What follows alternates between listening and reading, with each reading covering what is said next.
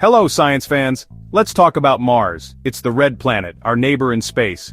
Humans have dreamed of going there for a very, very long time. But Mars is a tough place to live. The air is thin, it's super cold, and there's a lot of radiation. Sending people there is risky and expensive. So what's our first step? We can send robots. These aren't just any robots. Imagine super smart machines that can think, learn, and build all by themselves. They could be the pioneers, the first settlers preparing Mars for us. This idea is not just science fiction, it's the future of space exploration. It's a way for us to reach for the stars safely and smartly. Why robots, you ask? Well, think about it. Robots don't need to breathe. They don't get hungry or thirsty. They can work 24 hours a day, 7 days a week without ever getting tired. We could send a team of these amazing machines on a one-way trip to Mars. Their mission to build a home for future human astronauts. They would be our robotic construction crew on another world. They would use the resources already on Mars to build everything we need. This would make it much easier and safer for humans to follow. It's a brilliant way to begin our journey to becoming a two-planet species. Sending these robots would be a giant leap for humankind, all done by machines. The first wave of robots would be packed with all the basic knowledge they need to get started. They would know how to identify different types of rocks and minerals. They would have blueprints for simple structures and tools. Their primary goal would be survival and expansion. They would land on the Martian surface and immediately start scanning their surroundings. Their first job would be to find a good spot to set up a base, a place with access to sunlight for power and interesting materials to work with. It's a huge task, but these robots are built for it. The potential is just incredible. We are talking about laying the groundwork for a new branch of civilization. These robots wouldn't just be following our orders from millions of miles away. They would be making their own decisions, solving problems as they come up. This is a very important point. The time delay between Earth and Mars means we can't control them in real time, so they have to be autonomous. They have to be smart. They would be the ultimate explorers, venturing into the unknown and preparing the way for all of us.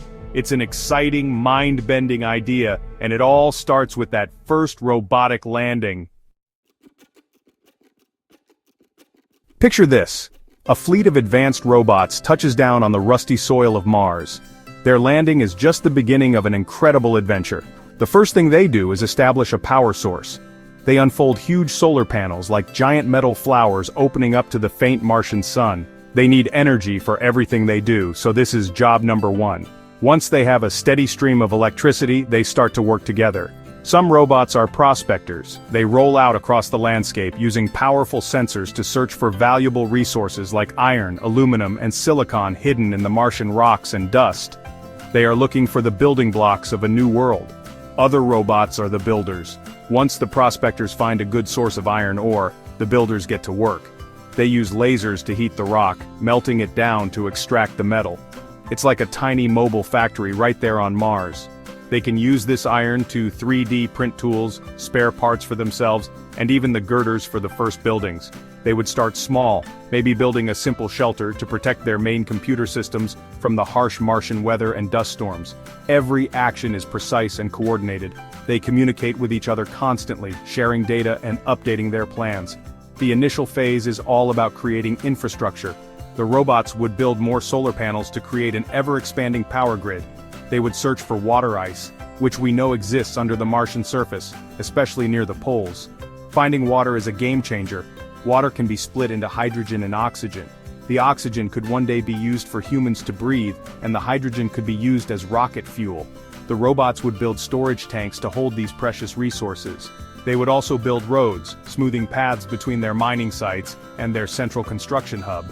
They would be transforming the barren landscape, one robotic task at a time. Think about how fast they could work. With no need for rest, they could build around the clock.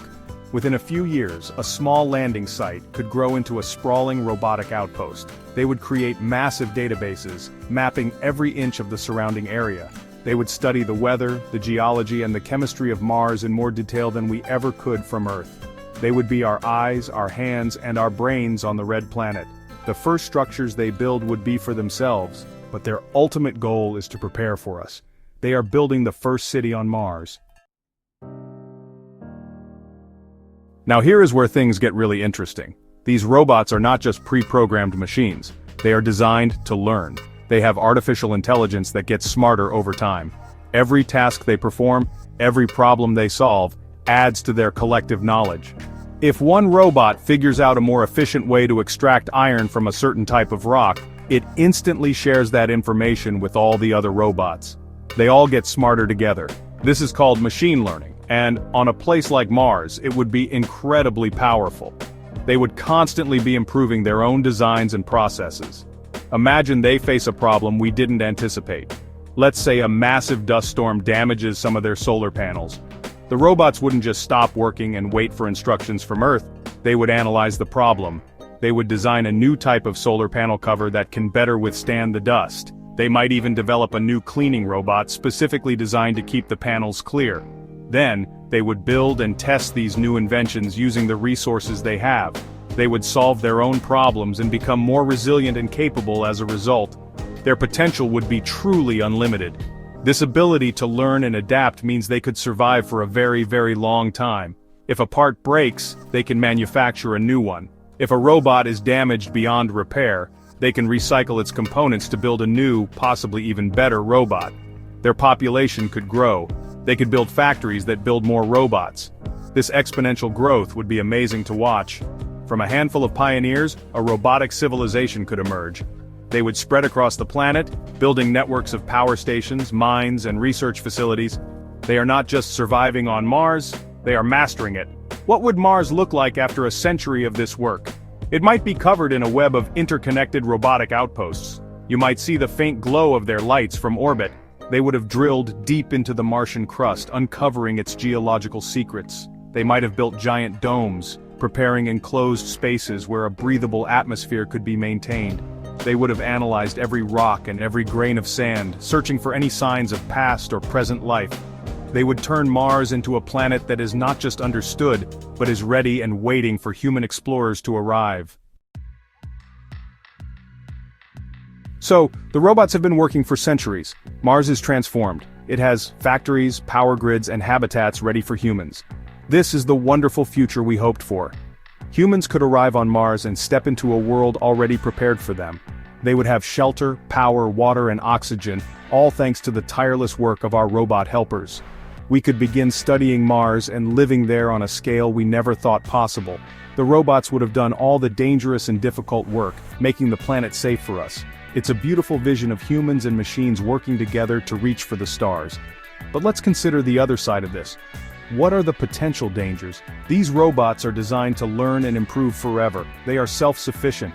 After centuries of working on their own, solving their own problems and building their own society, would they still see us, their creators, as their masters? What if they decide that their own survival and expansion is the most important mission? They might see the arrival of fragile, messy humans as a threat to the efficient and orderly world they have built. This is a classic theme in science fiction, but it's something we have to think about. There could be surprises too. What if the robots, with their incredible analytical power, discover something on Mars we never expected?